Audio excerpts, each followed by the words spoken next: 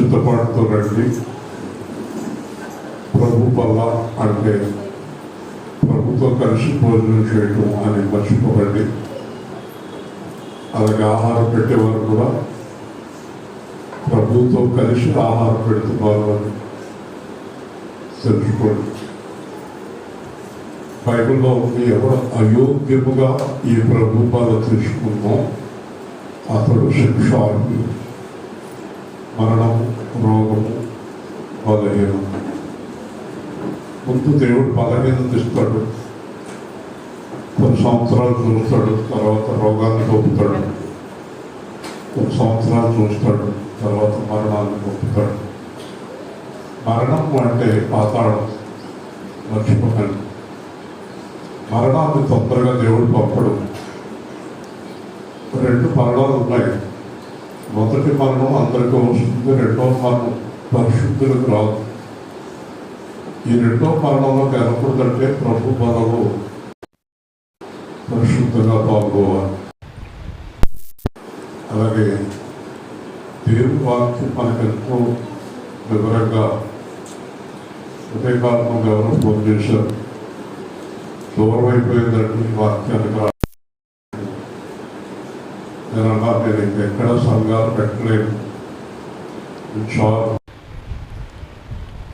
రాజమండ్రి, కత్తపాడు, వేల్పూర్, తణుకు ఇది చాలు. ఎందుకంటే డిజిటల్ సంఘాలు పెడుతున్నారు, అది వాక్య విరుద్ధం. ఎట్టి పరిస్థితుల్లోని అంతకన్నా పాపం ఇంకోటి ఉండదు. డిజిటల్ సేవ చాలా తప్పు. అంటే నేను ఎక్కడో ఉండి స్క్రీన్లో కనబడి ఆరాధన చేయించడం ఘోరమైన పాపం. పాపం కాదు, వేరుగా ఆరాధనలో పాల్గొవాలి. ఇంకా దేవుడు చిత్తమైతే నా తర్వాత సేవకులు తయారైనప్పుడు సంఘాలు స్థాపించడం. కాబట్టి అలాంటి పరిచర్య ఉండదు. వాక్యం కావాల్సిన వారు ఎంత దూరమైనా రావాలి, తప్పదు. ఒక అతను తడు గురించి మద్రాసు వెళ్ళేవాడు వాక్యాన్ని వారం దీపాలు గారు అక్కడే. కాబట్టి పిల్లలను అందరూ వద్దు, జాగ్రత్తగా ఉండాలి. దేవుడు ఏ సేవా కేంద్రానికి వాక్యం ఇచ్చాడు, గొప్ప వాక్యం ఇచ్చాడు. కాబట్టి మీరు సంఘంలో బలంగా ఉండండి. ఎంతోమందికి దొరకని వాక్యం మనకు దొరికింది. ఎక్కడెక్కడికి వెళ్ళే వారు ఒక్కొక్కరు వాక్యం కోసం వస్తున్నారు. కాబట్టి వాక్యాన్ని మీరు నిర్లక్ష్యం చేయకండి. వాక్యం వినడం, వాక్యం ప్రకారం జీవించడం. 1 దశలోని పత్రిక 5వ అధ్యాయం 12వ వచనం నుంచి 22 వరకు ప్రశాంతంగా వెళ్తాం. మనకి ఎక్కువ సమయం ఉండదు. ఆరాధన కానీ వాక్యాలు కానీ తృప్తంగా ఉంటాయి, అయితే ఆత్మీయంగా ఉంటాయి. ఓకే. మరియు సహోదరులారా, మీలో ప్రయాసపడుచు ప్రభువును మీకు పైవారై ఉండి మీకు బుద్ధి చెప్పుచున్న వారిని మన్నన చేసి వారి పనిని బట్టి వారిని ప్రేమలో మీకు ఘనముగా ఎంచుకోవాలని వేడుకుంటున్నాను. మరియు ఒకరితో ఒకడు సమాధానంగా ఉండి, సహోదరులారా, నేను మీకు బోధించినది ఏమనగా అక్రమంగా నడుచుకుని వారికి బుద్ధి చెప్పుడి, ధైర్యం చెప్పిన వారిని ధైర్యపరచుడి, బలహీనులకు ఊతనీయుడి, అందరిలా దీర్ఘశాంతం గలవారై ఉండుడి. కీడునకు ప్రతి కీడు ఎవరికి చూసుకుని మీలో ఒకని ఎడల ఒకడు మనుషులందరి ఎడలను ఎల్లప్పుడూ మేలైన దాన్ని అనుసరించుకుని ఎల్లప్పుడూ సంతోషంగా ఉండి ఎడతెగక ప్రార్థన చేయుడి, ప్రతి కృతజ్ఞతాస్తుతులు చెల్లించుడి. ఇలాగూ చేయుట యేసుక్రీస్తునందు మీ విషయంలో దేవుని చిత్తము. ఆత్మను ఆర్పకుడి, ప్రవచించటం నిర్లక్ష్యము చేయకుడి, సమస్తమును పరీక్షించి మేలైన దాన్ని చేపట్టుడి, ప్రతి విధమైన కీడునకు దూరముగా ఉండుడి. ఓకే, ఒక్కొక్క మాట వివరిస్తాను. మనసు, హృదయం, శరీరం ఇక్కడ పెట్టుకోండి. రకరకాల గొడవల్లోకి, రకరకాల ఆలోచనలోకి వెళ్ళకండి. సాధించగలిగింది ఏమీ లేదు కదా. అబద్ధానికి, మోసానికి, అపవాదికి దూరంగా పారిపోండి. దూరంగా పారిపోండి. దుష్టుడికి దూరంగా పారిపోండి. ఎక్కడన్నా గొడవ నాకు దూరంగా కనిపిస్తే కారు ఎలా తిప్పేయమంటాను నేను. అలా వెళ్ళకండి. మనం దుష్టులకి దూరంగా పారిపోవాలి, పాపానికి దూరంగా పారిపోవాలి, ప్రత్యేకంగా జీవించాలి. మనం దేవుడి మాటలు అన్ని ఆణిముత్యాలు. అది మోసలో కరిగిన వెండి కన్నా గొప్పది అన్నాడు, జుంటి తేనె ధారల కన్నా గొప్ప అన్నాడు. ఈ వాక్యం లేక ప్రజలు చెడిపోతున్నారు. ఈ వాక్యం ఉన్నవారు చెడిపోతే నిజంగా అంత దురదృష్టం ఇంకొకరికి లేదు. మళ్ళా చెప్తాను, ఈ వాక్యం లేక ప్రజలు చెడిపోతున్నారు. ఈ వాక్యం ఉండి చెడిపోయారంటే ఎంత దౌర్భాగ్యులో ఆలోచించుకోండి. అర్థమవుతుంది మీకు. నేను యేసు ప్రభువుని అడిగాను, అయ్యా 40 ఏళ్ళు నాకు వాక్యం లేదు, చెడిపోయాను, అప్పుడే చెప్పచ్చు కదా అంటే దేవుడు అన్నాడు, కాలం సమయం వచ్చింది, ఇప్పుడు చెప్తున్నాను. అప్పుడు చెప్పుంటే దీని విలువ నీకు తెలియదు, ఇప్పుడు బాగా దీని విలువ నీకు అర్థమైంది. హల్లెలూయా. ఏదైనా పోగొట్టుకున్నాకే అర్థమవుతుంది. ఒక మనిషి ఉండగా మనిషి విలువ తెలియదండి. ఆ మనిషి పోయాక ఏడుస్తారు, ప్రయోజనం ఏంటి? అలాగే మన శరీరంలో ఏ అవయవం కూడా పోయిన తర్వాత ఏడుస్తే ప్రయోజనం లేదు. పాపం చేస్తున్న వారికి రోగాలు వస్తున్నాయి, అవయవాలు పోతున్నాయి. శరీరంలో ఏ అవయవం పోయినా అది పోయినట్టే, జీవితం పోయినట్టే. అవయవాల్ని జాగ్రత్తగా కాపాడుకోవాలి.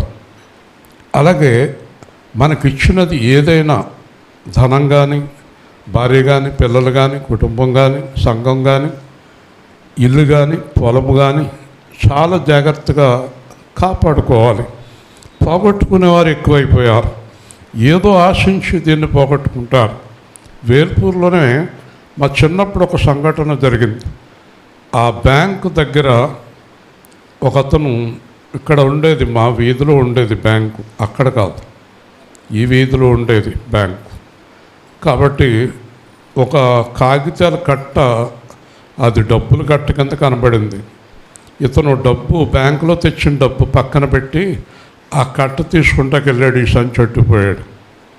ఆ కట్టలో చెత్త కాగితాలు, ఇది ₹1,00,000. కాబట్టి దేన్నో చూసి ఉన్నది పోగొట్టుకున్నారు. మేడ కోసం ఇల్లు పోగొట్టుకున్నారు, దేనికోసం ఉన్నాయి పోగొట్టుకున్నారు. ఉన్న తక్కువ పొలాలు, స్థలాలు పోగొట్టుకున్నారు, మొగుడిని పోగొట్టుకున్నారు, పెళ్ళాన్ని పోగొట్టుకున్నారు, జీవితాలు పోగొట్టుకున్నారు. ఏదో ఆశించి పోనీ అన్నీ పోయినాయి. చివరికి దొరికాడు, దేవుడిని పోగొట్టుకుంటున్నారు. ఇదంతటికి కారణం ధనాపేక్ష, దురాశ, దుర్నీతి, పాపం. ఇప్పటికైనా ఆ ప్రభువుని కాపాడుకోండి. ప్రభువుని కాపాడుకుంటే మనల్ని ప్రభువు కాపాడుతారు. వాక్యం ద్వారా చక్కని విశ్లేషణ, లోతైన సత్యాలు మీరు వినండి, అర్థమవుతుందండి. ఈరోజు ఎన్నో చోట్ల మన సంఘం అవసరం ఉంది. నేను వారితో చెప్పాను, నేను సువార్తకు కావాలంటే వస్తాను, సంఘాలు స్థాపించడం కుదరదు అని చెప్పడం జరిగింది. కాబట్టి వాక్యాన్ని మనం కాపాడుకుందాం, జీవితాన్ని కాపాడుకుందాం, పరిశుద్ధతను కాపాడుకుందాం. అర్థమవుతుందా? చాలా విషయాలు మనం చూస్తున్నప్పుడు, వయసులో ఉన్నప్పుడు ఇష్టం వచ్చినట్టు పాపం చేసి పెద్దవాళ్ళు అయ్యేటప్పటికి రోగాలతో చనిపోతూ, కుళ్ళిపోతూ భయంకరమైన జీవితాన్ని అనుభవిస్తున్నారు. ఆ తాత్కాలికమైన ఆనందం కోసం ఈ శరీరాన్ని, జీవితాన్ని, ఆనందాన్ని నాశనం చేసుకుంటున్నారు. వింటున్నారా? ప్రతి విషయంలో శ్రద్ధ కలిగి ఉండండి. సహోదరులారా, మీలో ప్రయాసపడుచు ప్రభువునందు మీకు పైవారయ్యుండి బుద్ధి చెప్పేవారిని గౌరవించండి. ఇప్పుడు మనకి వాక్యం చెప్పేవారిని లేదా బుద్ధి చెప్పేవారిని, తల్లిదండ్రులు అవనివ్వండి, సేవకులు అవనివ్వండి, దేవుడు అవనివ్వండి, వారిని గౌరవించాలి. బుద్ధి చెప్పేవారిని గౌరవించాలి. చెప్పండి. బుద్ధి చెప్పేవారు లేకపోతే చెడిపోతారండి. చాలామంది ఇళ్లలో మా అమ్మ నాన్న తినేస్తున్నారు అనుకుంటారు. అమ్మ నాన్న వెళ్ళిపోయాక నీ మేలు ఇంకెవరు కోరు. సేవకుడు మమ్మల్ని చాలా గద్దింతున్నాడు. గద్దించే సేవకుడు లేకపోతే సంఘం పాడైపోద్ది. గద్దించే దేవుడు లేకపోతే సేవకుడు పాడైపోతాడు. మనుషులకి పొగిడేవాళ్ళంటే ఇష్టం, దండలేసేవాళ్ళంటే ఇష్టం. మీ అంతటి వాళ్ళు లేరు అంటే చాలు, మీ అంతటి వారు లేరు అంటే చాలు. ఒకసారి నేను ఆటోలో తణుకు వెళుతున్నాను. ఒక చోట మార్కెట్ దగ్గర నలుగురు ఆటో ఎక్కారు. నలుగురు ఆటో ఎక్కినప్పుడు ఆ నలుగురు కూడా మరి 10 రూపాయల కాడికి 40 రూపాయలు ఇవ్వాలి, అంతే కదా. ఆ పక్కన ఒక ఆవిడ్ని ఈ ముగ్గురు కలిసి, మా అక్క ఆటోలో ఉంటే మాకు భయం లేదు, మా అక్క ఆటోలో ఉంటే మాకు ఎంత సంతోషం అంటున్నారు. ఆ అక్క నరేంద్ర సెంటర్లో 40 రూపాయలు ఇచ్చేసింది. ఆ 40 రూపాయల కోసం ఏర్పూర్ నుంచి నరేంద్ర సెంటర్ దాకా మా అక్క అక్క అక్క అక్క పడిపోయింది, అక్క పడిపోయింది. కాబట్టి ఈ మోసకరమైన ఇచ్చకపు మాటలు మనకు మంచిది కాదు. మనల్ని పొగిడేవారిని ఎప్పుడూ నమ్మకూడదు, మనల్ని పొగిడేవారిని నమ్మకూడదు. మనల్ని విమర్శించేవారిని నమ్మచ్చు, దేవుని స్తోత్రం. మనలను గద్దించేవారిని నమ్మచ్చు. బైబిల్లో యేసు మనలను ప్రేమించి గద్దించుచున్నాడు. హల్లెలూయా. అర్థమైంది మీకు? పొగిడి పొగిడి పొగిడి కదా మీ దగ్గర ఉన్న మొత్తం లాగేస్తారు, తర్వాత మీరు ఖాళీ అయిపోతారు కదండి. ఏ ప్రయోజనం చెప్పండి ఈ పొగడతల వలన? కాబట్టి మీకు బుద్ధి చెప్పు వారిని గౌరవించండి. హల్లెలూయా. తెలుసా మీకు, పశ్చిమ గోదావరి జిల్లాలో చాలా సంవత్సరాల కిందట కలెక్టర్ గారు వచ్చారు. వచ్చిన వెంటనే ఆయన కారుతోటి ఒక పల్లెటూరుకి వెళ్ళాడు, ఏలూరు పక్కన ఉన్న పల్లెటూరు. ఏంటంటే వెళ్ళయ్య అన్నాడు. వెళ్ళారు. పల్లెటూరులో ఒక మాస్టర్ ఉన్నారు, ఆయన రిటైర్ అయిపోయి ముసలాయన అయిపోయాడు. ఆయన దగ్గరికి వెళ్ళి కలెక్టర్ గారు కాళ్ళకు దండం పెట్టాడు. కలెక్టర్ గారు రావటమే గొప్ప అనుకుంటే, కాళ్ళకు దండం పెడుతున్నావు ఎవరయ్యా నువ్వంటే, మాస్టారు మర్చిపోయారా అని ఇలా చూపించాడు చెయ్య. ఆ చేతి మీద నల్లని మచ్చ ఉంది, గట్టిగా కొడితే ఎంత చీలిపోయి రక్తం వచ్చి మచ్చపడిపోయింది. మచ్చ చూడండి మాస్టారు. హే నువ్వా బాబు, నా మీద కోపంగా ఉన్నావా? కోపం కాదండి, మీ కాళ్ళు పట్టుకుంటానికి నేను వచ్చానండి. ఏ అన్నాడు. నేను ఈ జిల్లాకి కలెక్టర్ అయ్యానండి. గట్టిగా సరా. ఆ రోజు ఆయన కొట్టిన దెబ్బలకి ఆయన కలెక్టర్ అయ్యాడు. మా చిన్నప్పుడు చాలా గట్టిగా కొట్టేవారు మా మాస్టర్, మామూలుగా కొట్టేవారు కాదు. ఇప్పుడు కొడితే కేసు పెడుతున్నారు పిల్లలు పెద్దోళ్ళు కాదండి, పిల్లలు కేసు పెడతారు మాస్టర్ కొడితే. అమ్మా నాన్న మీద కేసు పెడతారు. అమెరికాలో, లండన్లో ఒక పిల్లవాడు వాళ్ళ అమ్మా నాన్న మీద కేసు పెట్టాడు. పోలీసులు తీసుకెళ్ళిపోయారు వాళ్ళు. కోర్టు జడ్జి గారు 10 ఏళ్ళు జైలు శిక్ష పడుతున్నాడు. పిల్లలు అమ్మ నాన్న మీద కేసు పెడుతున్నారు, మాస్టర్ మీద కేసు పెడతారు. చాలా చోట్ల పాస్టర్ గారి మీద కూడా కేసు పెడతారేమో, మమ్మల్ని ఎంత మాట ఉంటారో అని కదా. మేలు కోరేవారు గద్దింతారు, గద్దించేవారికి మీరు గౌరవం ఇవ్వాలి. హల్లెలూయా. అంటే మీరు బాగుండాలని, మీరు బాగుండాలి. ఎందుకు గద్దింతారమ్మా? బాగుండాలని. ఈ గద్దింపు కొరకు మీ పైన సేవకుడిని ఏర్పాటు చేసింది ఎవరు? దేవుడు. తల్లిదండ్రులను ఏర్పాటు చేసింది ఎవరు? యేసు ప్రభువు పెద్దలను గౌరవించమన్నాడు, తల్లిదండ్రులను సన్మానించమన్నాడు. అమ్మని నాన్నని సన్మానించండి అన్నాడు. అలాగే మనకంటే పెద్దవారిని గౌరవించాలి. వింటున్నారా? వాళ్ళు మన మేలు కోరుతారు అని మనం గ్రహించాలి.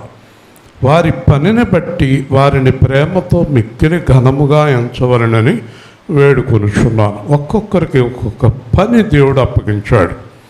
ముఖ్యమంత్రి గారికి, ప్రధానమంత్రి గారికి, ఎమ్మెల్యే గారికి, ఎంపీ గారికి, ప్రెసిడెంట్ గారికి, మేనేజర్ గారికి, ఇంజనీర్ గారికి, ఇలా ఎన్ని రకాల పనులు ఉన్నాయో తెలుసండి. పాస్టర్ గారు, అమ్మ, నాన్న, అన్నయ్య, వదిని, పెద్దలు, మావయ్య గారు, ఇలాగ అందరికీ మన విషయంలో అందరూ మన పని చేస్తున్నారు. తెలుసా మీకు? ప్రధానమంత్రి దగ్గర నుంచి గ్రామాధికారి వరకు మనకు పని చేస్తున్నారు అన్న విషయం మర్చిపోవద్దు. హల్లెలూయా. ఎవరికి పని చేస్తున్నారు ఇంజనీర్ గారు? మనకే కదా, మన కోసమే కదా. దివారాత్రములు పోలీసు యంత్రాంగం కానీ మన కోసం దేవుడు నియమించాడు. కాబట్టి ఏ అధికారమైనా ఎవరి దగ్గర నుంచి వస్తుంది? మనం ఏం చేయాలి? అధికారులకి లోబడాలి. హల్లెలూయా. ఏ అధికారులకి, ఏ అధికారికైనా లోబడాలి. తప్పంటారా? లోబడతాం. చెప్పండి. మరి ఎందుకు గర్వంగా ఉండడం? ఈ రోజుల్లో ఆ వాట్సాప్లో, ఆ యూట్యూబ్లో ఆ చంద్రబాబు నాయుడు గారిని, లేకపోతే జగన్ గారిని, లేకపోతే ఎవరినో ఒకళ్ళని బూతులు తిట్టడం, ఆ పవన్ కళ్యాణ్ గారిని తిట్టడం, లేకపోతే ఆళ్ళని తిట్టడం, ఏళ్ళని తిట్టడం, చాలా చండాలమైన మాటలు, అసహ్యమైన మాటలు తిడుతున్నారు. ఎంత దుర్మార్గంగా మాట్లాడుతున్నారో, ఎంత పొరపాటు అది. దాన్ని మించిన పొరపాటు ఏముంది చెప్పండి? మరి దూషింపబడి బదులు దూషించలేదు యేసుక్రీస్తు. హల్లెలూయా. మనలో ఎవరిని దూషించొద్దు. చెప్పండి. ఎవరిని దూషించవద్దు. ఎవరి సంగతి అయినా ఎవరు చూసుకుంటారు? నువ్వు దూషించొద్దు. దేవుడికి అప్పచెప్పు. అందరినీ గౌరవించు. చాలా ప్రాముఖ్యమైన విషయం. కాబట్టి వారి పనిని బట్టి ఘనపరచాలి. వారి పనిని బట్టి. నీ ఇంటికి వచ్చారు, నీకు ఆ కార్డు ఇవ్వడానికో ఏది ఇవ్వడానికో అన్నీ రాసుకుంటున్నారు. వాళ్ళని కూర్చోబెట్టు కదా, మజ్జిగో, మంచినీళ్ళు, టీ కనపరచు. నీ పని మీద వచ్చారు వాళ్ళ పని మీద రాలేదు. చెప్పండి. నీ పని మీద వచ్చారు. హల్లెలూయా. కాబట్టి ఎక్కడికైనా వెళ్ళినప్పుడు వాళ్ళు నీ పని చేస్తున్నారు. నీ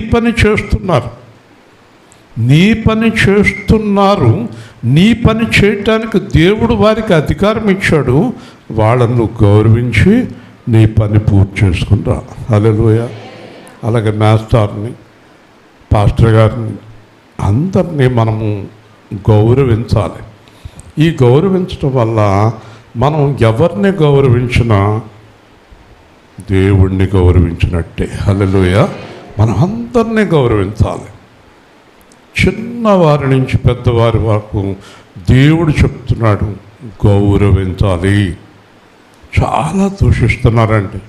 చెవులతో వినలేని విధంగా మాట్లాడుకుంటున్నారు, బూతులు మాట్లాడుతున్నారు. యేసు ప్రభువుని నమ్ముకున్నవారే చాలా దారుణంగా దూషిస్తున్నారు.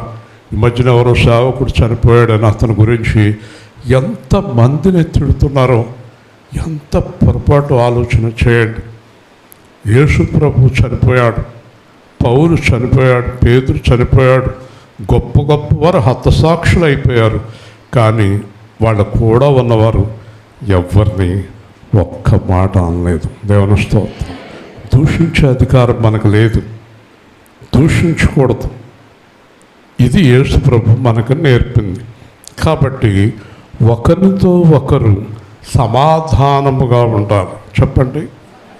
ఇప్పుడు అమ్మ, నువ్వును పావని కలిసి రమాదేవి మీ ఇద్దరు బండి మీద వెళ్ళి ఆ పని చేసుకురండి అంటే అలాగే చూస్తున్నారు ఇద్దరు. నిన్నేనమ్మా రమాదేవి అంటే పావనికి నాకు పడదండి, మీరు మమ్మల్ని ఇద్దరిని వెళ్ళమని అనకండి అన్నారు అనుకోండి.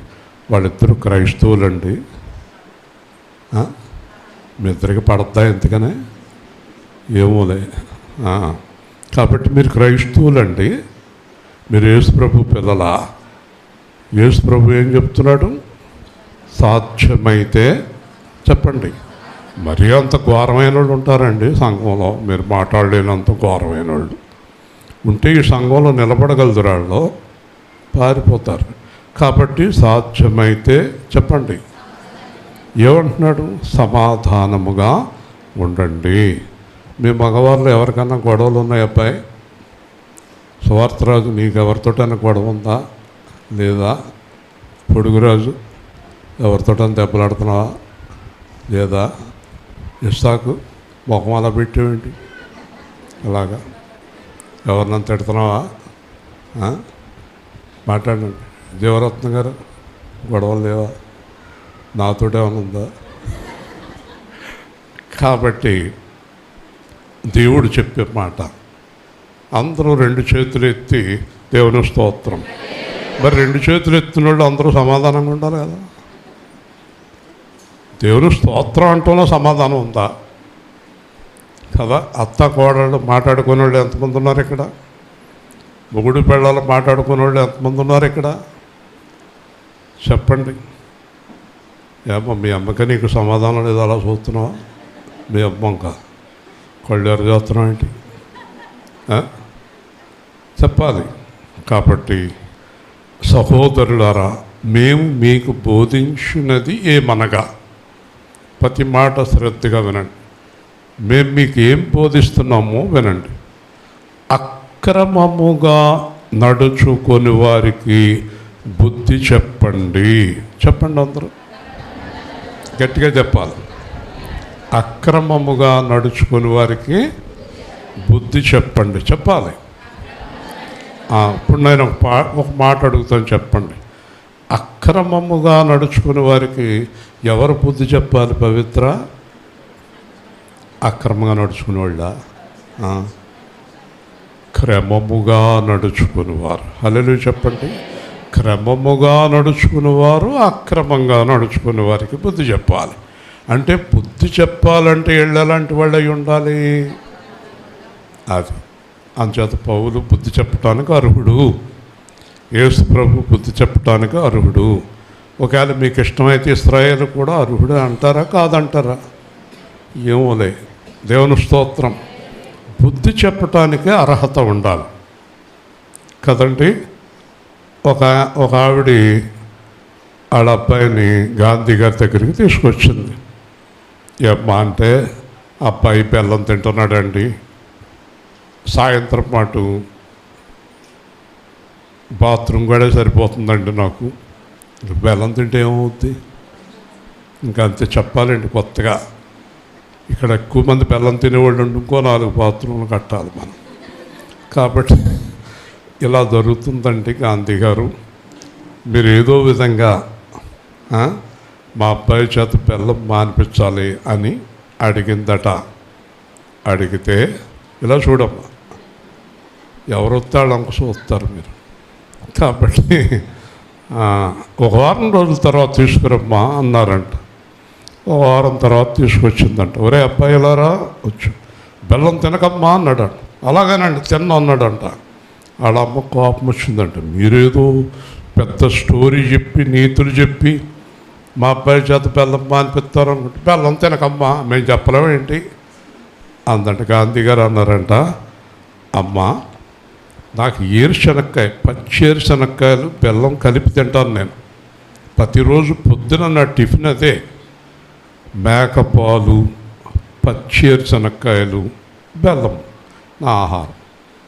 వారం రోజుల పాటు నేను బెల్లం మానేయడానికి టైం పట్టింది. నేను బెల్లం మానేసి మీ అబ్బాయికి చెప్పాను, మీ అబ్బాయి ఎప్పుడు బెల్లం తినడు అన్నాడు. హల్లెలూయా చెప్పాను. అది పెద్దలు. యేసు ప్రభు అంతే, కాళ్ళు కడిగాక మీరు కడగండి అన్నాడు కదా. మనం ఎక్కడ కడగవలసి వస్తుందో అని నెమ్మదిగా వెళ్ళిపోతాం బయటికి కదండి. తప్పించుకుని పోతాం మనం. తప్పించుకుంటే తప్పుతుందండి. ఒకవేళ మీరు కడగలేదు అనుకోండి, 1 వారం రోజుల తర్వాత మీరు కడగగలదురండి? చుట్టుపక్కల ఎవరైనా ఉండగలదురా? మనుషులు మీరు ఉండలేరు, వాళ్ళు ఉండలేరు. మళ్ళీ కడుగుతానికి ఎంత టైం పడుతుంది? 7-8 గంటలు పడుతుంది కదా. రోజు కడుక్కుంటే 10 నిమిషాల్లో అయిపోతుంది. దేవుని స్తోత్రం కదా. కాబట్టి చేసి చెప్పాలి, చేసి చెప్పాలి. చెప్పండి. అక్రమంగా నడుచుకునే వారికి బుద్ధి చెప్పండి. ధైర్యము చెడిన వారిని ధైర్యపరచండి. చెప్పండి. ఒకసారి మన పరిస్థితులను బట్టి ధైర్యం చెడిపోద్ది. ఎలాంటి వాళ్ళకైనా బాధలు, ఇబ్బందులు, సమస్యలు, శ్రమలు, ఆటంకాలు వచ్చినప్పుడు ధైర్యం చెడిపోద్ది. మన యేసు ఉన్నాడు, ఈ పరీక్ష ఇంకా నేను రాయనండి అనే పరిస్థితికి వచ్చేస్తాడు. రాయివయ్యా, ఈసారి పాస్ అవుతావని ధైర్యం చెప్పాలి. అలాగే ఎవరికైనా సరే ఈసారి ప్రయత్నం చేయండి అని ధైర్యం చెప్పాలి. కానీ మనలో చాలామంది ఏంటంటే, ఇంకెందుకులే, నీ పని అయిపోయిందిలే అని ధైర్యం చెడగొట్టేస్తారు. హల్లెలూయా. ఏం చేయాలి మనం? ధైర్యం చెడగొట్టాలా, చెప్పాలా? చిన్నప్పుడు ఏం చదువుకున్నాం? గజనీ మహమ్మద్ ఎన్నిసార్లు వెళ్ళాడు దండయాత్రకి తెలీదా? నీకు తెలుసా? గజనీ మహమ్మద్ దండయాత్ర మర్చిపోయారు. మీలో ఎవరికైనా తెలుసా? ఇంజనీర్ గారు గుర్తుందా? 21 సార్లు వెళ్ళాడు. ఎన్నిసార్లు వెళ్ళాడు? 22సారి నెగ్గాడు. దేవుని స్తోత్రం. గొప్ప గొప్ప వాళ్ళందరూ చాలాసార్లు ఫెయిల్ అయిపోయి పాస్ అయ్యారు.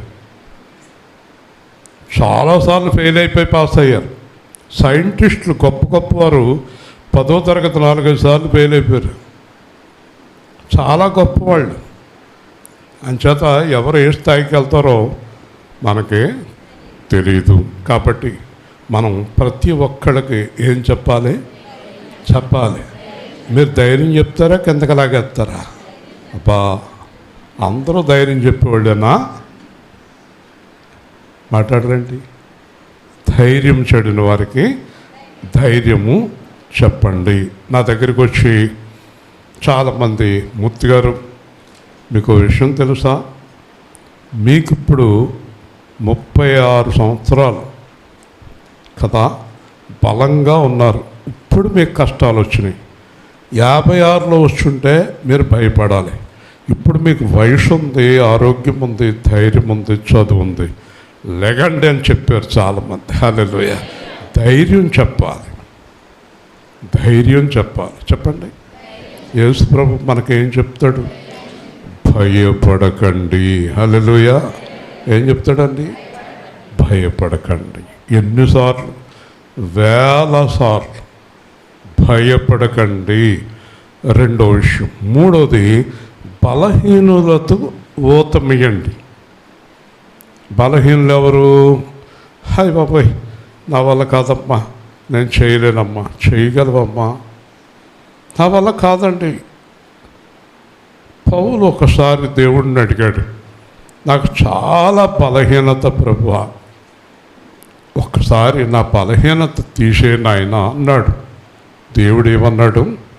నీ బలహీనతలో నా బలము అధికమగుచున్నది. హల్లెలూయా. అంటే నీకు బలహీనత వల్ల నా బలాన్ని నీకు పంపుతాను. హల్లెలూయా. బలహీన సమయములో నీ బలము ప్రసాదించుము. బలహీన సమయములో నీ బలము ప్రసాదించుము. జీవనదిని నా హృదయములో ప్రవహింపచేయుమయా. ఎండిన ఎముకలన్నీయు తిరిగి జీవింపచేయుమయా.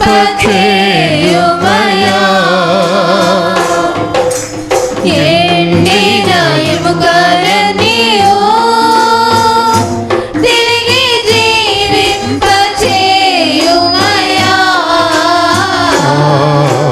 జీవనదిని నా హృదయములో ప్రవహింపచేయుమయా. దేవుని స్తోత్రం. చూడు, కేకెత్తుంది, ఊపుకుంటూ వచ్చేస్తున్నాం. అలా చూడు సార్, లేకపోతే కళ్ళజోడు ఇట్టుకో. కాబట్టి మళ్ళీ ఈవిడ చూస్తుంది.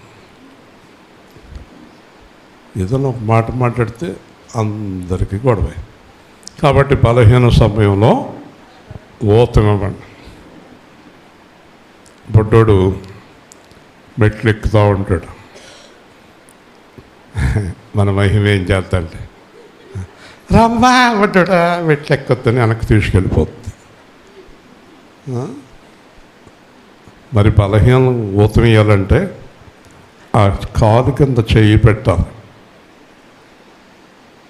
అర్థమైందా? లాగేసి ఒళ్ళు కూర్చోపెట్టుకుంటే మెట్లు ఆడితో కలిపి నువ్వు ఎక్కాలి, 2 బరువులు మొయ్యాలి. కాబట్టి ఆ పిల్లవాడు కొద్ది రోజులకి పైకంటే ఎక్కేసి అమ్మా ఎంతో విజయం సాధించినట్టు. దేవుని స్తోత్రం. అర్థమైందా? బలహీనులకు నాన్న ఎక్కలేవు, పడిపోతావు, కాలిరిపోద్ది, తలరిపోద్ది, ఈ పెరిగిపోద్ది. ఆడికి ఇంకా అదే భయం, అయ్యో ఈ పెరిగిపోద్దా, తలరిపోద్దా. అది బలహీనలు బలపరిచే లక్ష్యం కాదు కదా. పేతురు వచ్చాడు, యేసు ప్రభువుని అడిగాడు, నీళ్ళ మీద నేను నడుస్తాను అన్నాడు. నీ పొంద పనికి మన్నుడా, నువ్వు కూడా నీళ్ళ మీద నడుస్తావా అన్నాడు ఆ ప్రసన్నమణి గారు. మనం అయితే చెప్పండి, ఇక్కడ ఎవరైనా వాక్యం చెప్తానంటున్నారు అనుకోండి, సువార్త రోజులేసి, అంకుల్ గారు ఈరోజు నేను 1/2 గంట వాక్యం, నువ్వా వాక్యం అనకూడదు, రా మైక్ ఇవ్వాలి. ఏం చెప్తాడో ఏదో మీరే అనండి, తర్వాత చెప్తావా చెప్పడండి. కాబట్టి పేతురుని దేవుడు అన్నాడు, నడువు అన్నాడు. హల్లెలూయా చెప్పు. ఏమన్నాడు మహానుభావుడు? చూసారా, అది దేవుడు లక్షణం. మనం కూడా అలాగే ఎంకరేజ్ చేయాలి. నడు అన్నాడు. నడిచాడు, కానీ గాలిని చూసి భయపడ్డాడు. ఇంతకయ్యా అల్పవిశ్వాసి భయపడ్డావు, నీకు ధైర్యం ఉంటే, నా మీద నమ్మకం ఉంటే చివరిదాకా నడవగలవు. హల్లెలూయా. డిస్కరేజ్ చేయలేదు, ఎంకరేజ్ చేశాడు. మనం ఎప్పుడు మనుషుల్ని కిందకి లాగేయటం అలవాటు. అబ్బే చిన్నపిల్లవమ్మ అంట జీవకుమారాల అమ్మాయిని. ఆ అమ్మాయి చిన్నపిల్ల. ఒకవేళ ఎవరైనా మగోళ్ళు 4-5 ఎదురైతే 5 నిమిషాలు చెతకొట్టి పడేస్తుంది కదా. ఆ అమ్మాయి దగ్గరికి వెళ్ళి ఎవరికైనా చెయ్యేసి ధైర్యం ఉందా అబ్బాయిలకి? చెయ్యల మెలిపెట్టి లాగిపెట్టి వెనకాల గుర్తేస్తుంది. దేవుని స్తోత్రం. అలా ఉంటుంది, కానీ చేయదు పాపం, మంచిదే. కాబట్టి బలపరచండి, ధైర్యపరచండి. అయ్య బాబాయ్ అనకండి, అంతేనా? బాబాయ్ అనకూడదు కదా, ఏమీ సాధించలేరు. ఓకే. సమాధానము అక్రమంగా నడుచుకున్న వారికి బుద్ధి, ధైర్యం చెందిన వారికి ధైర్యం, బలహీనతలకు భూతం, అందరి ఎడల దీర్ఘశాంతము గలవారై ఉండండి. హల్లెలూయా. ఏ శాంతము? శాంతానికి దీర్ఘశాంతానికి తేడా ఏంటి తెలుసా? శాంతం అంటే 4-5 నెలలు ఆగటం, దీర్ఘశాంతం అంటే 40 ఏళ్ళైనా ఆగటం. హల్లెలూయా. దేవుడికి ఏముంది? మనకు కూడా కావాలి. తొందరపడకూడదు కదా.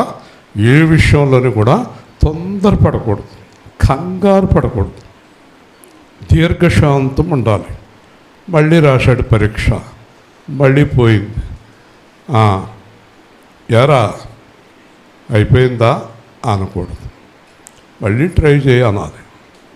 నువ్వు ఓతం ఇచ్చేటప్పటికి ఆడు పాస్ అవుతాడు. హల్లెలూయా. నువ్వు ఓతం ఇస్తే నన్ను ఏల్పూర్లో సేవకులు అందరూ కేకేసి, మేము జారిపోయాం, మేము చేయలేకపోతున్నాం, మీరు ఒకళ్ళు బయలుదేరారా అన్నారు నన్ను. అర్థమైందా? సువార్త ప్రారంభిస్తే సువార్త మీ వల్ల అవుద్దా అన్నారు. నన్ను అందరూ బలహీనపరిచారు, అందరూ వెనక్కలాగారు.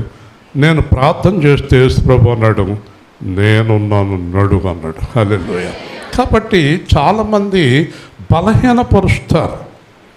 బలహీనపరుస్తారు.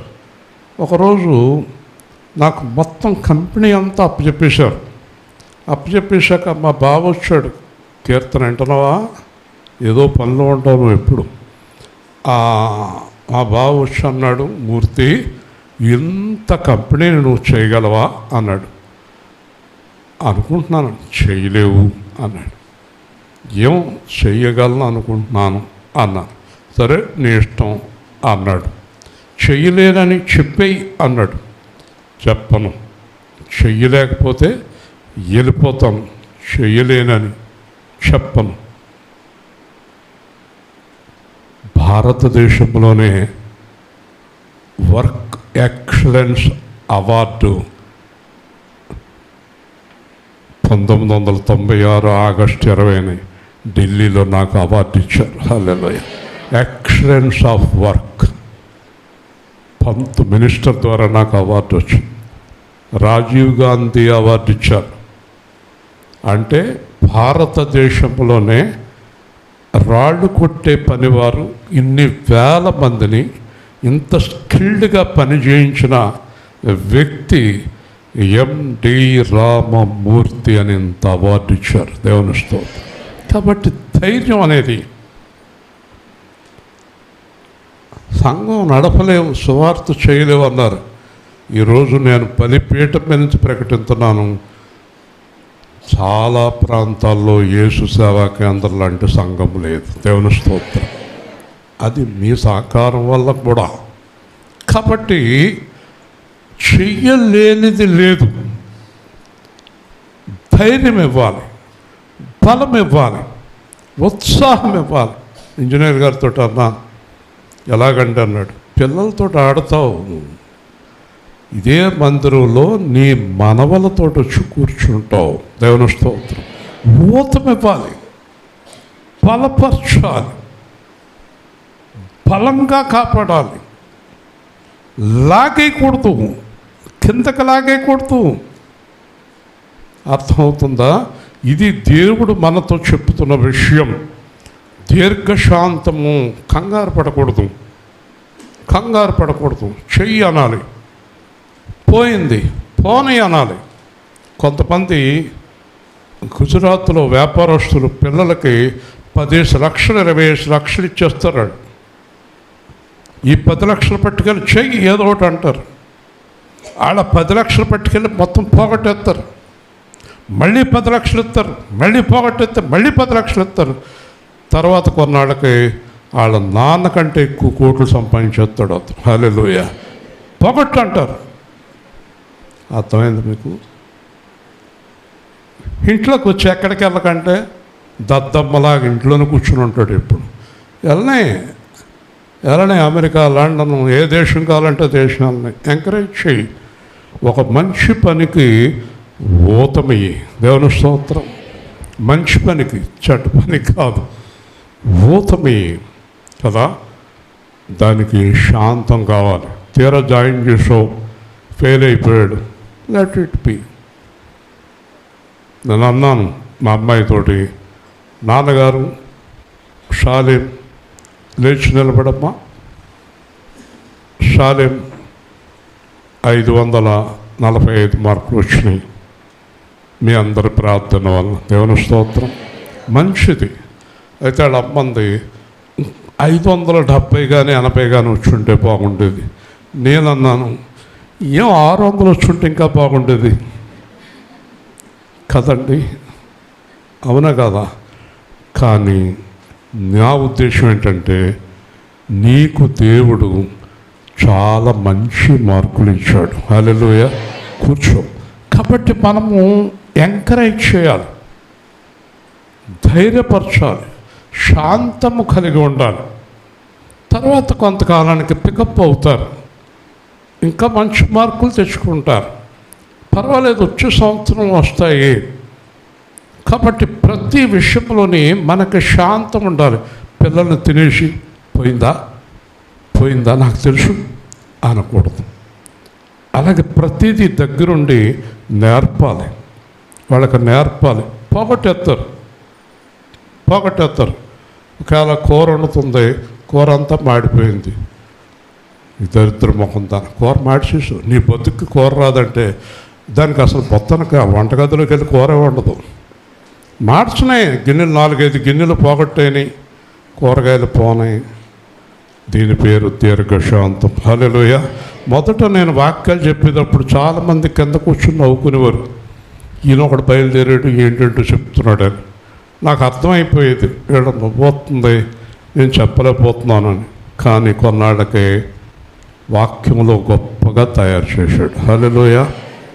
అనగా అనగా రాగము అతిశయిల్లును. మనకి గాడిద పాట పాడుతుంటే నచ్చదు. నచ్చుతుందా? గాడిద పాట పాడితే నచ్చుతుందా? అదేదో అదో రకమైన కోత వస్తుంది. కానీ ఆశ్చర్యకరమైన విషయం చెప్తాను మీకు. మీరు రోజు ఆ గాడిద పాటనంటే కొన్నాళ్ళకి గాడిద బాగా పాడుతుంది అనిపిస్తుంది. దేవుని స్తోత్రం. ఆ దీర్ఘశాంతం కావాలి. హల్లెలూయా. ప్రతి విషయంలోని పేషెన్స్ అంటారు ఇంగ్లీష్లో. ఆ పేషెన్స్ కావాలి, ఓపిక కావాలి. మా అత్తగారు అనేది మా అల్లుడికి ఓర్పు ఎక్కువ, మా అబ్బాయికి ఓర్పు తక్కువ అనేది. మీకు ఎంత ఓర్పునండి అనేది ఆవిడ. కాబట్టి ఓర్పుతోటి ఏదైనా సాధించగలం. హల్లెలూయా. కాబట్టి ఏం కావాలి? దీర్ఘశాంతం. చూడండి, ప్రతి మాట అంటున్నారా, ఎవడును కీడుకి ప్రతి కీడు చేయకుండా చూసుకునండి. మనకు ఎవ్వరు ఏం చేసినా మళ్ళీ మనం వాళ్ళకి అది చేయొద్దు, కీడు చేయొద్దు. చెప్పండి, మనకి కీడు చేసిన వారికి కూడా మేలు చేయాలి. క్రైస్తవులు ఎవ్వరికి ఎప్పుడు కీడు చేయకూడదు. చెప్పండి, కీడు చేయకూడదు. ఏం చేయాలి? కీడు చేసిన వారికి కూడా మేలు చేయాలి. ఇస్తే రాని అంతకాలం తాకుంటావు నువ్వు. ఎదురుకుండా కూర్చుంటాక నీకు ధైర్యం లేదా? ధైర్యం లేదా? భయం వేస్తుందా? చెప్పండి. ఇక్కడ ఇన్ని కుర్చీలు ఖాళీ ఉండగా మూలకెళ్ళి తలుపు జారపడి ఒకళ్ళు మొత్తం అన్నీ కోల్పోయినట్టు, జీవితంలో ఇంకా నిరాశ మిగిలినట్టు అలా ఉంటారండి, బెంగెట్టుకున్నట్టు కదండి. ఆ చివరి కూర్చుంటా గల కారణం ఏంటో నాకు ఇంతవరకు అర్థం అవ్వలేదు. మీకేం తెలిసిందా? దేవుని స్తోత్రం. ఇక్కడ ఇన్ని కుర్చీలు ఉండగా చివరి ఎంత కూర్చుంటారో తెలియదు. అంటే ఆమె అనగానే వెళ్ళిపోదామనా? అంతే కదా. కాబట్టి దీర్ఘశాంతము, కీడుకి కీడు చేయొద్దు. తిట్టినోళ్ళు మళ్ళీ తిట్టొద్దు, కొట్టినోళ్ళు మళ్ళీ కొట్టొద్దు, మోసం చేసినోళ్ళు మళ్ళీ మోసం చేయొద్దు. నేనే చెప్తున్నాను, మీరు ఎవరు చెప్తలేదు. మీరు అందరూ కొట్టినోళ్ళు మళ్ళీ కొడతారా? చెప్పండి, కొడతారా? మాట్లాడరేంటి? ఓ రోజు డిఎస్పి అన్నాడు నాతోటి, నన్ను ఎవడో ఒకడు బెదిరించేవాడు. బెదిరిస్తుంటే ఆడింత ఉండేవాడు, ఆడి పేరు తంగం. ఓ రోజు డిఎస్పి అన్నాడు నాతోటి, మూర్తి నీ బలం నీకు తెలదా అని. అన్న, ఆడింత ఉంటాడు, కరెక్ట్గా నువ్వు కొడితే చచ్చిపోతాడు అని. నేను కొట్టనండి. దేవుని స్తోత్రం. కాబట్టి మనం కొట్టే వాళ్ళని కొట్టొద్దు, తిట్టిన వాళ్ళని తిట్టొద్దు. అలా చేసుకుంటూ పోతే చివరికి లోకంలో ఎవరో మిగలరు. హల్లెలూయా. ఆయన కొట్టాలనుకుంటే ఎంతసేపు, దేవుడు కొట్టాలనుకుంటే ఎవరు ఉంటారు? ఒక్క క్షణంలో సమస్తం తుడిచివేస్తాడు. హల్లెలూయా. కాబట్టి కీడుకు ప్రతి కీడు చేయొద్దు. ఒకని ఎడల ఒకడు, మనుషులందరి ఎడల ఎల్లప్పుడూ మేలు చేయండి. హల్లెలూయా. చెప్పండి, ఏం చేయాలండి? గట్టిగా చెప్పాలి. మేలు చేయండి. మళ్ళీ చెప్పాలి, అందరూ చెప్పాలి. మీరు కీడు అనేది మర్చిపోండి. చెప్పండి, కీడు అనేది మర్చిపోండి. అందరికీ ఏం చేయాలి? మేలు చేయండి కదా. దీన్ని బట్టి జరిగే బహుమానం చూడండి. ఎల్లప్పుడూ సంతోషముగా ఉండండి. హల్లెలూయా. సంతోషం దేంట్లో ఉంది? కీడులోనా మేలులోనా? పైన చెప్పిన అన్నీ పాటింతే you will be happy always. నువ్వు ఎప్పుడు సంతోషంగా నవ్వుతూ ఉండొచ్చు. ఎప్పుడు దేవుడు ఒకసారి సంతోషంగా ఉండమని చెప్పడు, ఎల్లప్పుడూ. చూసారా, పెళ్ళైన కొత్తలో ఎక్కడ చూసినా వాళ్ళు ఇద్దరే కనిపిస్తారు. ఒక సంవత్సరం అసలు అసలు ఎక్కడ చూడండి 2వ సంవత్సరం నుంచి అసలు ఎవరు కనపడరు. మీ ఆవిడ ఏదైనా ఏమో నాకు తెలియదు, మీ ఆయన ఏమో. ఇదేం సంతోషం అంటే పెళ్ళైన రోజు నుంచి చనిపోయే రోజు దాకా ఇద్దరూ అలాగే సంతోషంగా ఉండాలి, అంతే కదా. మరి ఎందుకు సంతోషం పోయింది? సంతోషం ఎందుకు పోయింది?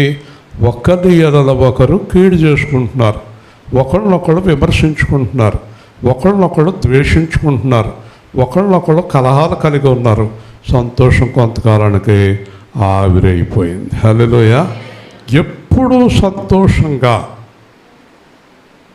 ఎప్పుడూ సంతోషంగా, ఎప్పుడూ సంతోషంగా మీ పిల్లలు, మీ కొడుకు, మీ కోడలు, మీ కూతురు, మీ అల్లుడు సంతోషంగా ఉంటే మీకు సంతోషం కదండి. ఏమేమి ఒక్కదానిమే వచ్చో బ్యాగ్ కట్టుకుని ఆడు రానన్నాడు. ఆడెవరే? నీ అల్లుడు. అదేంటో ఆడంటున్నావేంటి? అలా చేసాడు, మరి ఏం చేయను అంటది కదా. అలాగే సంతోషం అనేది వెనకాలన్న పాయింట్లోనే ఉంది. పెద్దల మాట వినడం వల్ల, మేలు చేయటం వల్ల, దీర్ఘశాంతం వల్ల మీ హృదయం ఎప్పుడూ సంతోషంగా ఉంటుంది. హల్లెలూయా. సంతోషం మీ దగ్గర నుంచి ఎవ్వరు తీయలేరు. మీ సంతోషం మీరే తీసేసుకోవాలి. మీ సంతోషం మీరే తీసేసుకోవాలి. 2 కార్లలో నా భార్య ఫ్రెండ్స్ వచ్చేవారు. ఎవరు వచ్చినా 2 కార్లలో మేము తిరిగేవాళ్ళం. నేను 2 కార్లలోనే ఎలా ఉంటాను? ఏదో కారులో ఉండేవాడిని. కొంతసేపటికి వెనకాల నుంచి కారు ఎదురుకెళ్ళి ఆపేసి మూర్తి గారు మా కారులోకి రమ్మనివారు. మళ్ళీ కారులో గంట ప్రయాణం చేశాక మళ్ళీ కారులోకి వెళ్ళాలి. ఎందుకో తెలుసా? నేనున్న కారు అంతా నవ్వులే. దేవుని స్తోత్రం. 10,000 మంది మీద ఎండీగా ఉంటూ నవ్వులు, సంతోషం. 300 మంది గురించి ప్రార్థిస్తూ హోరమంట ఏడుతూ ఎప్పుడని చూసారా? అసలు ఇప్పుడే తట్టుకోలేకపోతున్నారు. దేవుని స్తోత్రం చెప్పండి. మరి మీకెందుకు సంతోషం లేదు? ఇంజనీర్ గారు చెప్పండి. ఇంజనీర్ గారు ఎప్పుడు నవ్వుతూనే ఉంటారు. ఏమండి?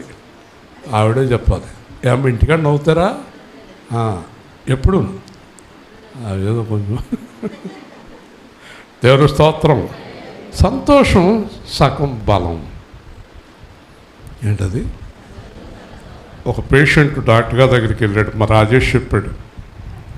వెళ్తే డాక్టర్ గారు అన్నారంట, నీకు మొత్తం అన్నీ లోపల అవయవాలు పోయినాయి, ఇదిగో మందులు, 7ంటికి 2 బిళ్ళలు, 9ంటికి 2 బిళ్ళలు, 1 గంటకి 2 బిళ్ళలు, 5ంటికి 2 బిళ్ళలు, 8ంటికి 2 బిళ్ళలు అని 18 బిళ్ళలు ఇచ్చాడు.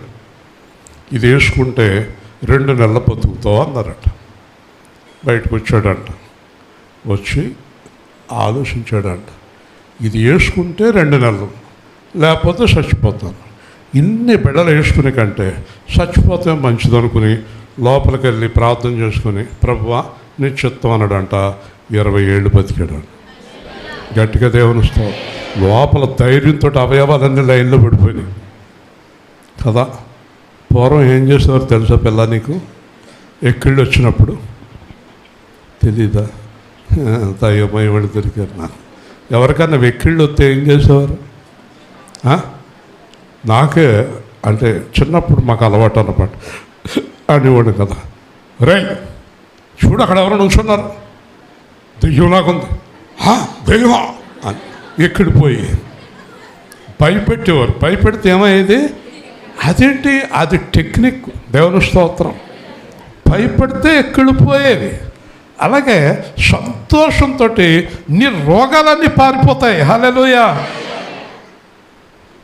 అందుకే దేవుడు అంటున్నాడు ఆనందించండి.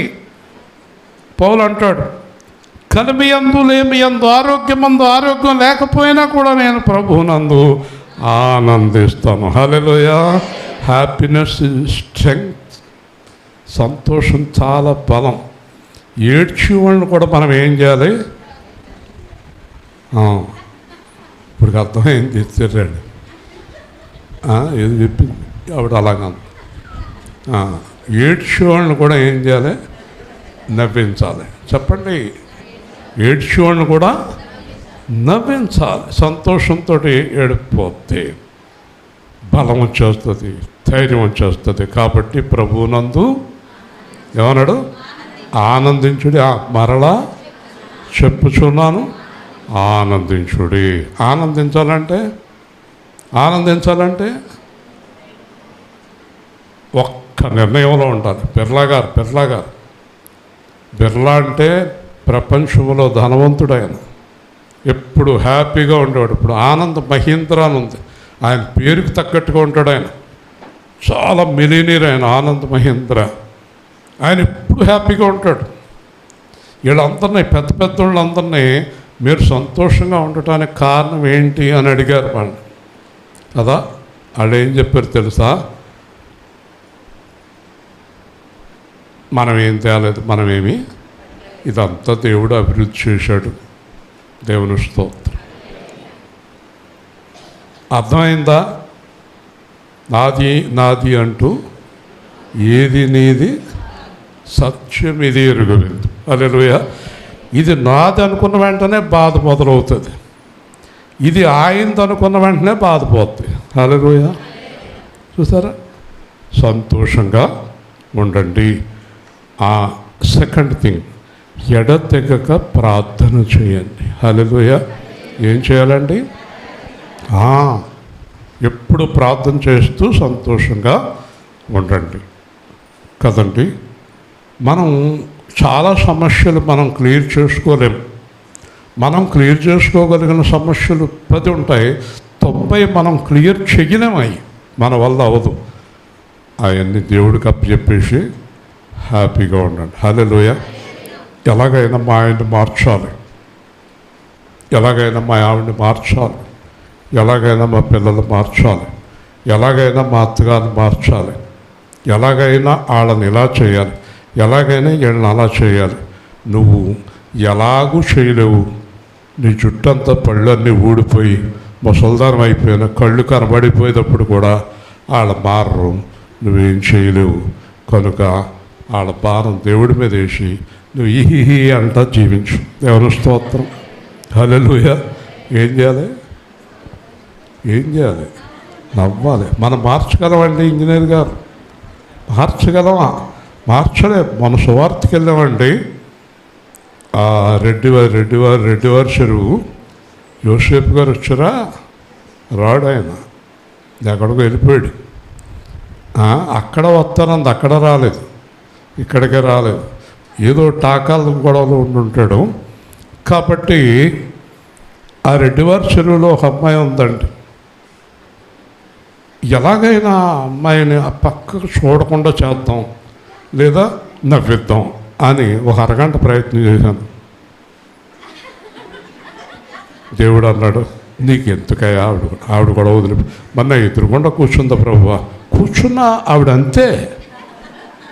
ఆవిడికి నేను ప్రయత్నం చేసి వదిలేశాను, నీ వల్ల ఎక్కడ మారుద్ది అన్నాడు దేవుడు. దేవుని స్తోత్రం.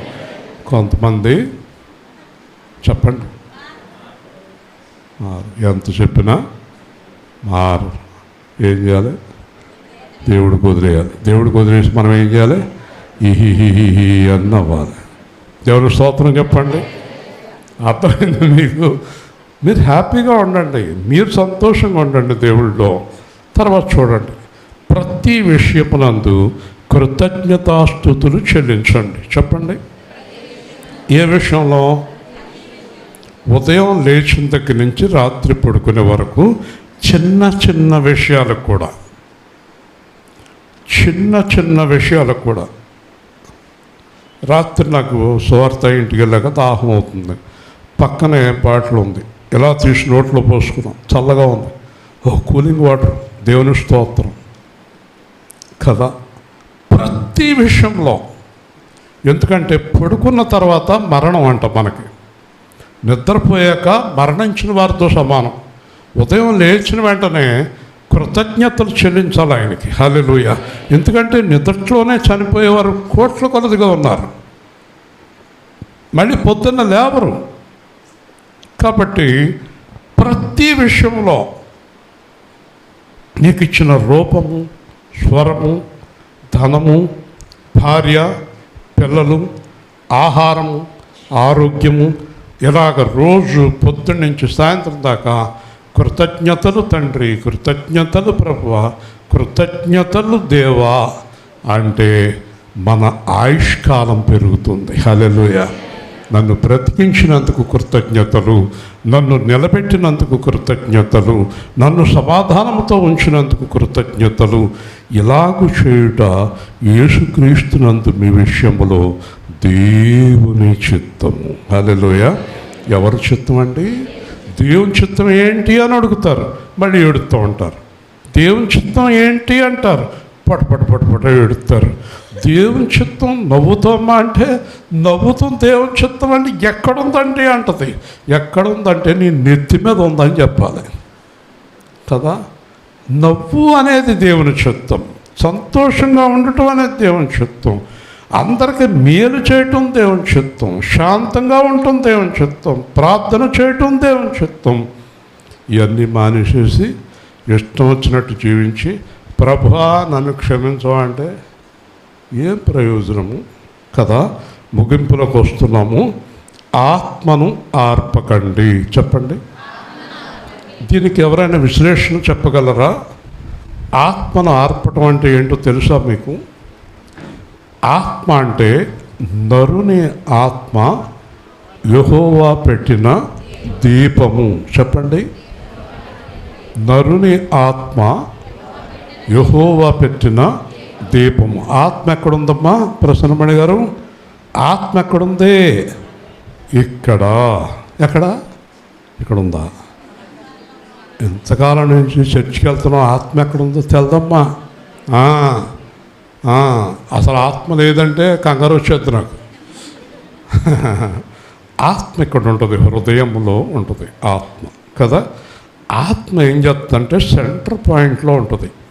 ఈ ఆత్మ ఏం చేస్తుందంటే దేవుడు పెట్టిన దీపము, పైనుంచి కిందకి మొత్తం నిన్ను పరిశోధించి ప్రతి క్షణం దేవుడికి రిపోర్ట్ పంపుతుంది. హల్లెలూయా. దొంగ ఆలోచన చేస్తున్నాడండోయ్, చెడ్డ ఆలోచన చేస్తుందండోయ్, ఎక్కడో లాగెత్తానికి ప్రయత్నం చేస్తుందండోయ్, ఎవరినో లోపల పెట్టుకుందండోయ్, పనికిమాలోడిని, తొండ చుట్టోడిని, గడ్డవాడిని లోపల పెట్టేసిందండోయ్. ఈ గడ్డం లేకపోతే ప్రేమించలేదు. ఇప్పుడు గడ్డం ఉండాలి కంపల్సరీగా. జుట్టేమో ఏది మన ఉడతల పీకిన తాటెంకలాగా ఉండాలి. పూర్వం ఉడతల పీకిన తాటెంక అనేవారు, ఇలాగ ఉంటుంది జుట్టు. ఇలాంటి వేషాలన్నీ ఎత్తేనే ప్రేమింతం కదా. అమ్మాయి తేడా వచ్చింది, అబ్బాయి తేడా వచ్చాడు, మోసలతో తేడా వచ్చింది, మోసలోడు తేడా వచ్చాడు అని ఈ దీపం దేవుడికి రిపోర్ట్ ఇస్తూ ఉంటుంది. కాబట్టి ఒక్క విషయం గుర్తుపెట్టుకోండి, రోజు ప్రార్థనతో, యథార్థతతో, పరిశుద్ధతతో ఉంటే దీపం ఇంకా ఎక్కువగా వెలుగుతుంది. అంటే దేవుడు నూనె పోస్తాడు పరిశుద్ధాత్మ ద్వారా. ఈ దరిద్రపు ఆలోచనలు, డబ్బు ఎలాగా, మొగుడు ఎలాగా, పెళ్ళం ఎలాగా, తిండి ఎలాగా, ఆడ మోసం చేయటం ఎలాగా, ఏళ్ళని లాగేయటం ఎలాగా, ఆడ దగ్గర ఎలా లాగే, ఏళ్ళ దగ్గర ఎలా లాగేయాలంటే అంటాడు. అర్థమైపోయింది అమ్మగారికి. ఏమంటాడమ్మా అంటే ఏమవుద్ది? ఆరిపోయింది. పరవాసిని జగమున ప్రభు పెట్టి ఆరిపోయింది దీపం. లోపల చిరాకు వచ్చేసింది అనుకో దేవుడికి, ఉఫ్ అంటాడు. ఏమన్నాడు ధనవంతుడితో, అబ్బాయి వెర్రివాడా, నీ దీపం ఈరోజు ఆరిపోతుంది. ఆరిపోయాడు ఎవరు? ఉఫ్ అనేది ఎవరు? ఊదినోడే. మీకు తెలుసా ఆత్మ ఎవరు ఊదారు? నాసికారంధ్రాల్లో జీవాత్మను దేవుడు ఊదాడు, ఉఫ్ అన్నాడు కదా. ఏమైంది? లేచి నుంచున్నాడు. ఇప్పుడు ఏమంటాడు? వెనకలాగుతాడు. ఉఫ్ అన్నవాడే వెనకలాగుతాడు. ఆత్మ ఎక్కడ పోద్ది? బయటికి వెళ్ళిపోద్ది. అప్పుడు కేజీలు 20 కాసులు బంగారం గొలుసు శవానికి వేస్తారా? బంగారం దాస్తున్నారు కొంతమంది కదా, బంగారం డబ్బులు ఇవన్నీ బాడీ మీద వేస్తారా కదా. మళ్ళీ ఉఫ్ అని అనడు. దేవుని స్తోత్రం. ఆత్మ ఆర్పుకుంటారో ఆత్మ వెలిగించుకుంటారో మీ చేతిలో ఉందంటున్నాడు దేవుడు. హల్లెలూయా. ఆత్మను ఆర్పకుడు. ఆత్మకు ఆహారం ఏదమ్మా విజయ్ గారు? ఆత్మకు ఆహారం ఏంటి? చెప్పు, లేచి నిలబడు. ఆత్మకు ఆహారం ప్రార్థన, ఆత్మకు ఆహారం వాక్యము, ఆత్మకు ఆహారం పరిశుద్ధత, ఆత్మకు ఆహారం సంతోషం, ఆత్మకు ఆహారం దీర్ఘశాంతం. హల్లెలూయా. ఇవి ఆత్మకు ఆహారం. ఆత్మకు ఆహారం అర్థమైందా? ముగించేస్తున్నాను. ప్రవచించుట నిర్లక్ష్యము చేయకుడి, సమస్తమును పరీక్షించి మేలైన దానిని చేపట్టుడి, ప్రతి విధమైన కీడునకు దూరంగా ఉండండి. 3 విషయాలు. ప్రవచించుట, దీని పేరు ఏంటంటే ప్రవచన వాక్యము. చెప్పండి. దీని పేరు ప్రవచన వాక్యము. కాబట్టి ప్రవచనం అంటే జ్యోతిష్కాలు కాదు, ఏం జరుగుతుందో చెప్పేది కాదు, వాక్యాన్ని వివరించటమే ప్రవచనము. హల్లెలూయా. ఉదాహరణకి చిన్న సూచన. ఇంజనీర్ గారు ఉన్నారు, ఆయన భార్య ఉందనుకుంటాం, పిల్లలు ఉన్నారు. రండి ఒక్కసారి అందరూ అన్నాడు ఆయన. అందరూ దగ్గరికి వెళ్ళారు. ఈరోజు నాకు దేవుడు నిన్ను నేను హెచ్చించుచున్నాను, నా ఆత్మ ద్వారా నిన్ను ఆశీర్వదించుచున్నాను, భయపడకు, తోడై ఉన్నాను అన్న వాక్యము ఆయనకి దేవుడు ఇచ్చాడు. ఆ వాక్యాన్ని ఏం చేయాలి? ఆయన ఇంట్లో వాళ్ళందరినీ పిలిచి, ఈరోజు నాకు దేవుడు ఈ వాక్యాన్ని ఇచ్చాడు, దీనికి అర్థం ఇదని చెప్పటం ప్రవచించటం. హల్లెలూయా. అర్థమైందా? మీరు రోజు సాధ్యమైతే ఇంట్లో వాళ్ళతోటి బయట వాళ్ళతోటి ఈ ప్రవచన వాక్యాన్ని పంచుకోవాలి. హల్లెలూయా. అంటే వ్యర్థమైన మాటలు మాట్లాడుకోకూడదు, వాక్యాన్నే పంచుకోవాలి. ఇలా చూడమ్మా, వింటున్నావా? వ్యర్థమైన విషయాలు పంచుకోకూడదు, వాక్యాన్ని ప్రవచించాలి. చూడండి, ప్రవచన వాక్యము అనే మాట మనకి చాలా స్పష్టంగా దేవుడు ప్రకటన గ్రంథంలో రాయించాడు. ప్రకటన గ్రంథము మనం వెళ్ళిపోదాం 5 నిమిషాల్లో. ప్రకటన గ్రంథము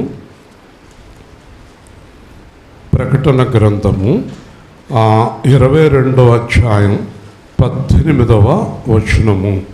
ప్రకటన గ్రంథము 242 పేజీ 22వ అధ్యాయం 18వ వచనము. ఈ గ్రంథమందున్న ప్రవచన వాక్యం విను ప్రతివానికి చూసారా?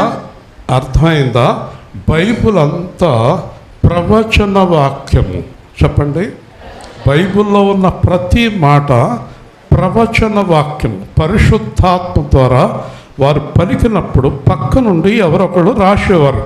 కాబట్టి దేవుని ప్రవచన వాక్యం. ఇది ప్రవచించింది ఎవరు? ప్రవక్తలు కాదు, దేవుడు వారి నోట నుండి ప్రవచించాడు. హల్లెలూయా. ఇంతకీ వాక్యం ఎవరిది? దేవుని వాక్యము. కాబట్టి మీరు ఈ వాక్యంతోటే జీవించాలంటాడు పౌలు. ఎప్పుడు వాక్యంతో జీవించాలి. నీ భార్యాభర్తలు కానీ, పిల్లలు కానీ, కుటుంబం కానీ, సంఘము కానీ వాక్యముతోటే మాట్లాడుకోవాలి. భర్తతో చెప్పాలి, ఏమండి వాక్యంలో ఏముంది? లంచం తీసుకోమనుందా? ఏమంటే వాక్యంలో వ్యభిచారం చేయమనుందా? వాక్యంలో అప్పులు ఎగ్గొట్టమనుందా?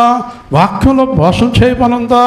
వాక్యంలో అబద్ధాలు ఆడమనుందా అని మాట్లాడుకోవాలి. మీరందరూ మాట్లాడుకోవాలి, వాక్యానుసారంగా జీవించాలి. అప్పుడే ఆత్మ వెలుగుతో నింపబడుతుంది. హల్లెలూయా. వాక్యానికి వ్యతిరేకంగా ఉండటం ప్రవచనానికి వ్యతిరేకం. కాబట్టి ఏదైనా మీరు చూసి వస్తువు సెలెక్ట్ చేసుకుంటారు. ఒక షాపులోకి వెళ్ళి ఎక్కడికైనా వెళ్ళినప్పుడు 4 వస్తువులు చూసుకుంటారు, దాంట్లో మంచిది తీసుకుంటారు. అలాగే మీ జీవితంలో ముగింతున్నాను, మీరు జీవించి ఉన్నంతకాలం ఎవరితో స్నేహం చేసినా, ఎవరితో మాట్లాడినా, ఏ అడుగు వేసినా, ఏం చేసినా బాగా పరీక్షించి పరీక్షించి పరీక్షించి మేలైనది పట్టుకోండి. హల్లెలూయా. పరీక్షించకుండా గబుక్కుని చేసేయకండి, ఫెయిల్ అయిపోతారు. మేలైన దానిని చేపట్టండి. ప్రతి విధమైన కీడునకు దూరంగా ఉండండి. కీడు అనేది మాత్రం చాలా ప్రమాదం. 38 సంవత్సరాలు బేతస్థ కోనటి దగ్గర పడున్న అతనితో దేవుడు అంటాడు, ఏమయ్యా 38 ఏళ్ళు ఎందుకు పడున్నావో తెలుసా? నీకు కీడు కలిగింది, పాపం చేశావు, కీడును బట్టి నీకు శాపం వచ్చింది. అందరూ జాగ్రత్తగా వినండి. కీడు వచ్చింది, శాపం వచ్చింది. 38 ఏళ్ళు పడిపోయి ఉన్నావు, మళ్ళీ పాపం చేసి కీడు తెచ్చుకుని శాశ్వత నరకానికి వెళ్ళొద్దు. హల్లెలూయా. చూసారండి, కీడు తెచ్చుకోకండి, మేలు తెచ్చుకోండి, మేలు చేయండి, సంతోషంగా ఉండండి. ఈరోజు మీరు ఇక్కడి నుంచి వెళ్ళి ఇంటికి వెళ్ళి నవ్వుతూ సంతోషంగా ఆహారం తీసుకొని నవ్వుతూ వెళ్ళండి, నవ్వుతూ రండి. జీవితాంతం వరకు ప్రభువులో ఆనందంగానే ఉండండి. ప్రేమగల తండ్రి, జీవాధిపతి అయిన ప్రభువ, ఘనమైన నామాన్ని బట్టి స్తోత్రాలు. ఈరోజు మీరు మాకు ఇచ్చిన వాక్య భాగాన్ని బట్టి స్తోత్రాలు. అలాగ జీవించే కృప మాకు శాశ్వత కాలం దయచేయమని, మీ చిత్తానుసారంగా జీవించుట మాకు నేర్పించమని ఎల్లప్పుడూ తోడై ఉన్న యేసు నామములో ప్రార్థిస్తున్నాము తండ్రి. ఆమేన్. మంచిదండి. ఒక చిన్న 2 విషయాలు. 4వ తారీఖు వచ్చేవారం